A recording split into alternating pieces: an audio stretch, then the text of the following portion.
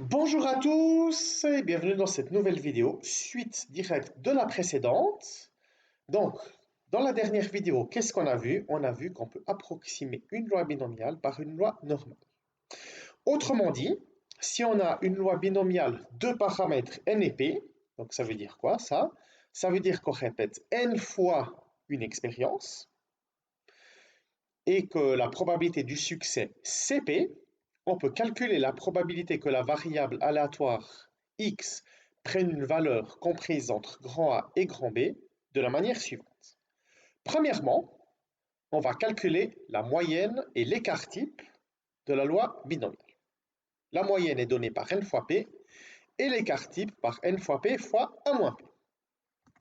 Une fois que c'est fait, on va définir les nouvelles bornes. Et ce qui change par rapport à la loi normale pure et dure, c'est que la borne gauche n'est plus donnée par l'ancienne borne moins la moyenne sur l'écart type, mais par l'ancienne borne moins 0,5 moins la moyenne sur l'écart type, et la borne droite, c'est la borne droite, l'ancienne borne droite, plus 0,5 moins la moyenne sur l'écart type.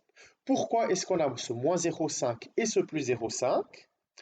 Tout simplement parce que, en fait, l'aire sous la courbe, elle va approximer ce qui figure en vert foncé ici, mais ce qui figure en vert foncé ici, c'est pas entre 8 et 12, mais c'est entre 8 moins 0,5, donc c'est-à-dire 7,5, et ça se finit non pas en 12, mais en 12,5, donc en 12 plus 0,5, d'où le fait qu'on a ce moins 0,5 là et ce plus 0,5 là. Une fois qu'on a nos bornes, on peut lire sur la table les valeurs de phi de A et phi de B. Et enfin, on conclut que la probabilité que la variable x soit comprise entre grand A et grand B en disant que ça vaut à peu près phi de B moins phi de A. Comme on avait vu, l'approximation sera d'autant meilleure que n est grand. Donc, à quelles conditions une approximation sera considérée comme bonne? Si les deux conditions suivantes sont remplies. Premièrement, n fois p, c'est-à-dire l'espérance vaut au moins 5.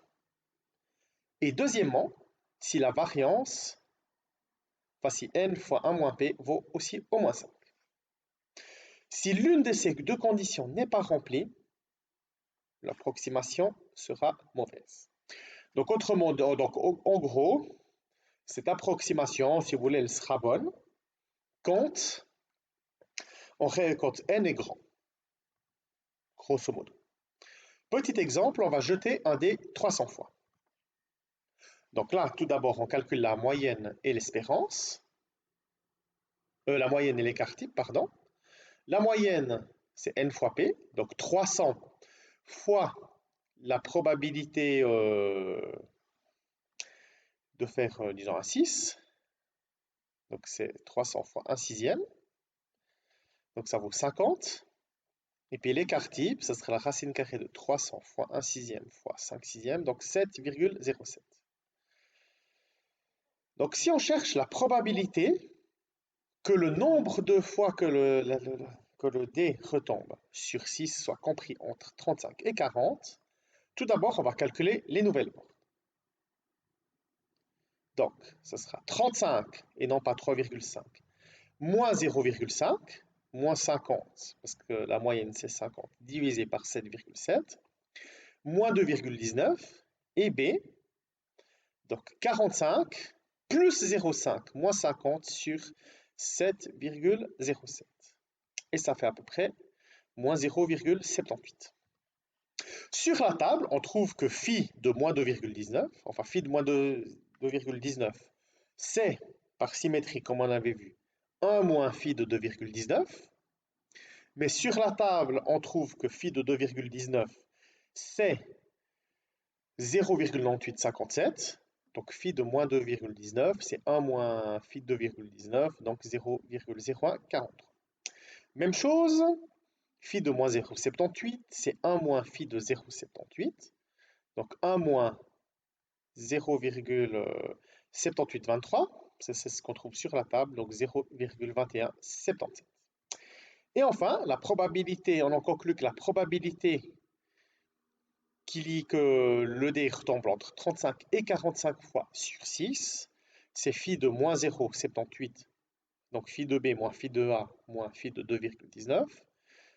Donc 0,2177 moins 0,0143, et ça fait 20,34%. Donc maintenant, ce qu'on peut faire, c'est aussi déterminer la probabilité que le nombre de fois où le dé retombe sur 6 soit d'au moins 60 fois. Donc on veut 60 fois et plus. Donc si vous voulez, on calcule la nouvelle borne. A, parce que 60 fois et plus, donc 60 fois, c'est la borne de gauche. C'est le grand A, si vous voulez. Donc on calcule la nouvelle borne par 60 moins 0,5 moins 50 divisé par 7,07, on trouve 1,34. Avec la table, on trouve que la probabilité que phi de 1,34 c'est 0,9099. Donc la probabilité que le dé retombe au moins 60 fois sur la face 6, ça sera 1 moins phi de 1,34, parce que phi de 1,34 c'est ce qui se trouve à gauche de la verticale, puis nous on veut ce qui est à droite de la verticale, donc on fait 100% moins ce qu'on ne veut pas, c'est-à-dire phi de 1,34, et on trouve à peu près 9,01%. Donc maintenant, si on cherche la probabilité, jusqu'à combien de fois le dé doit retomber sur 6 pour que la probabilité soit de 99%, 95%, donc ça veut dire quoi? Ça veut dire qu'on cherche B, tel que la probabilité que x soit plus petit que B vaut 95%. Donc on aimerait que la probabilité que x soit plus petit que B, c'est 0,95. Donc B, si vous voulez, c'est la borne de droite. Donc on aimerait que l'aire de ce qui se trouve à gauche, ça soit 0,95. Donc ce qui se trouve à gauche, c'est phi de B. Donc on aimerait que phi de B fasse 0,95. On cherche phi de combien donne 0,95. Sur la table, on trouve que c'est 1,64. Donc on sait que B, c'est 1,64. Mais comment est-ce qu'on trouve la borne de départ? En faisant la borne de départ plus 0,5 moins 50 sur cette 0,5. Et ceci doit donner 1,64. Donc on fait x 7,07. Puis après, bon, 0,5 moins 50, c'est moins 49,5. On fait plus 49,5, ça fait 61,09. Donc ça veut dire 62 fois parce qu'on a arrondi vers le haut. Donc on en conclut que la probabilité que la variable x soit plus petite que 62, donc ça veut dire que la probabilité que le dé tombe jusqu'à 62 fois sur la face 6, c'est 95%. Je vous remercie pour votre attention et à bientôt pour une prochaine vidéo.